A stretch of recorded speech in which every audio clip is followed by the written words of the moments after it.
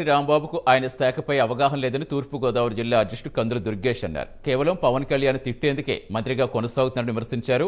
పవన్ కళ్యాణ్ వ్యక్తిగతంగా దూషించి జగన్ మెప్పు పొందేందుకు అంబటి తహతహలాడుతున్నారంటున్న కందుల దుర్గేష్తో మా correspondent Anjibabu face to face. Janasena ఉమ్మడి పొత్తులో భాగంగా తాడేపల్లిగూడెంలో జరిగిన యొక్క సభ విజయవంతం చేయడంలో దుర్గేష్ కూడా ఒక విధమైన కీలక పాత్ర వహించారు. ప్రస్తుతం ఆయన మనతో ఉన్నారు. ఈ సభ అనంతర పరిణామాలపై ఆయనతో కొన్ని విషయాలు చర్చిద్దాం. సార్ చెప్పండి, తాడేపల్లిగూడెం సభ సక్సెస్లో మీ పాత్ర కూడా చాలా వరకు ఉంది. ఎంతవరకు సక్సెస్ అయిందంటారు?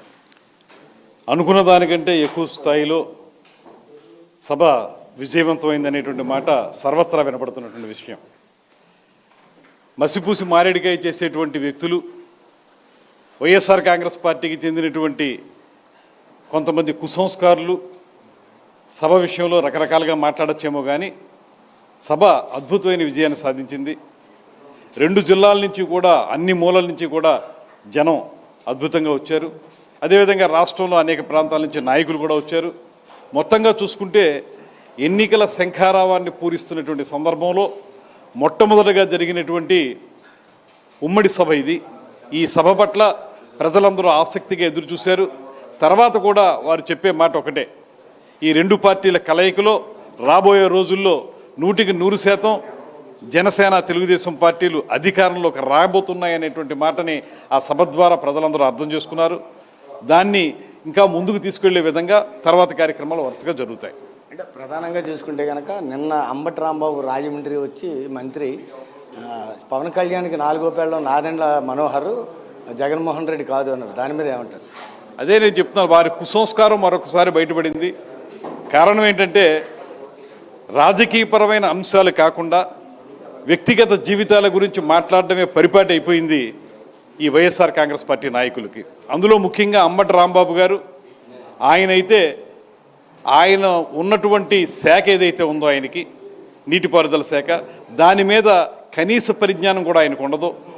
కానీ అదే సమయంలో ఆయనకి ఎప్పుడు ప్రజల ముందుకు వచ్చినా, ఎప్పుడు మీడియా ముందుకు వచ్చినా పవన్ కళ్యాణ్ గారిని వ్యక్తిగతంగా దూషించడం ఒక్కటే కార్యక్రమంగా పెట్టుకునేటువంటి ఏకైక వ్యక్తి శ్రీ అంబటి రాంబాబు గారు. అటువంటి వ్యక్తి మాట్లాడేటువంటి మాటలకి ఏ రకమైనటువంటి విలువ లేదు ఇవాళ. ఎందువల్లనంటే ఎప్పుడైనా ఒక నిర్మాణాత్మకమైనటువంటి మాటల్ని వారి శాఖ గురించి మాట్లాడినా, లేకపోతే ప్రజల సంక్షేమం గురించి మాట్లాడినా ప్రజలు అర్థం చేసుకుందరు. ఏనాడు కూడా వాటి విషయానికి ఆయన వెళ్ళలేదు. ఎల్లవేళలా కూడా పవన్ కళ్యాణ్ గారిని వ్యక్తిగతంగా విమర్శించడమే ధ్యేయంగా పెట్టుకున్న వ్యక్తికి ఏ రకమైనటువంటి విలువ లేదు అనేటువంటి వాటి మీద స్పష్టంగా జరిగారు. ముఖ్యంగా చూసుకుంటే కనుక ఈ తాడేపల్లిగూడెం సభ అయిన తర్వాత మొత్తం కాపు జాతి అంతా కూడా పవన్ కళ్యాణ్కి దూరం అవుతూ వస్తుంది. రాబోయే రోజుల్లో ఎవరైతే ఆయన్ని నమ్ముకున్నారో వాళ్ళందరూ కూడా ఆయన విడిచి వెళ్ళే పరిస్థితులు నెలకొన్నాయని చెప్పేసి కూడా కామెంట్ చేశారు. దాని మీద ఏమంటారు?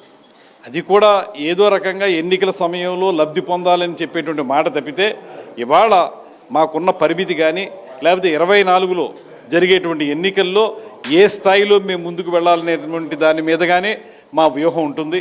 29 నాటికి ఏ రకంగా వెళ్ళాలనేటువంటి దాన్ని కూడా ఒక వ్యూహం విస్తృతంగా ఉంటుంది. ఇప్పుడు ఉన్నటువంటి వ్యూహం మేరకు ఏ రకంగా ముందడుగు వేయాలో ఆ రకంగానే మా అధ్యక్షులు వేస్తున్నారు.